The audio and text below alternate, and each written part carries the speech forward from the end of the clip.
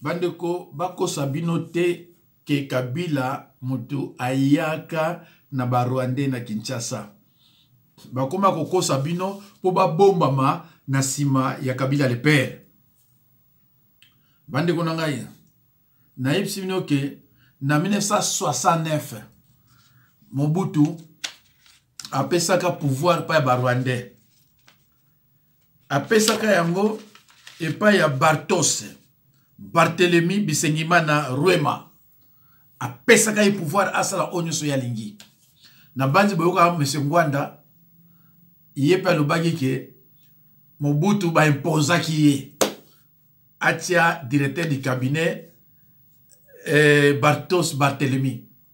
Mais yo olobi oza président de la République, bo yo za président de la République neni baki ko imposer yo. Ba imposaki ye pona likambo oyo Lumumba sala le 30 juin. Alors parce que Belge alingaki biso. Tango amona ke ba voter Lumumba président de la République, amoni biso ba zoba, amoni biso ba tribaliste. Ayi ko tala ke Lumumba sur la 5e année primaire. Bango to sala ki effort ba ko tsaina na école de formation pour un certificat 6e primaire. A signé jamais document attaque responsable. Mais oh mususona universitaire Kasavubu.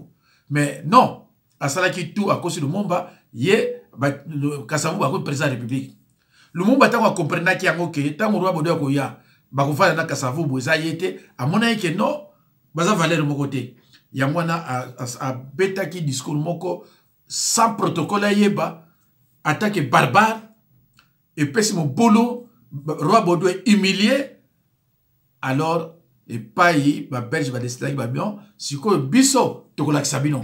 Yango no moni siko yo pona ko bungi sabino conflit wana bakoma ko yebi sabino ke Lumumba azali héros national. Or Lumumba le 4 janvier na kata Kinshasa bato bayina ba yete bakangi na ba payete à salarié. Mais sous bazo sabino vérité bolingi vérité li kaboté moi je fais mon travail ya web sabino vérité. Donc bande ko bolo na motema na bino ke Kabila aya na Barwande. Makambu ya Barwande et bandaki le 30 juin 1960 tango nani a ridiculisé ba bango bazu ba décision. Yango no moni bana okela Mobutu male na soa nefona basali tout Mobutu abo mana o Kasavubu parce que makama fédéralisme kima tango bomiye tango basali ba makambo na bango empoisonnement. Allez, qu'est-ce qu'ils ont fait? Bazu sikoyo Bartos Barthélemy Bisengimana balobi ale zoye chaye monsieur directeur du cabinet abandi au coiffé batu nyonso ba poste stratégique ya ba compagnie belé nazana ngo awa barande mutu asimbaki yango boko yoka ndenge nini blawana ezalaka na sekaka ba mususu tana zomona azolanda mutu moko boya tanga na ete azolanda ba mboka azolanda mutu moko boya azani mona série 7 ayibile ko bakamute yozolanda ye non landaka biso ba oyo to yebi histoire pona yope opes olo ba pa batu mususu.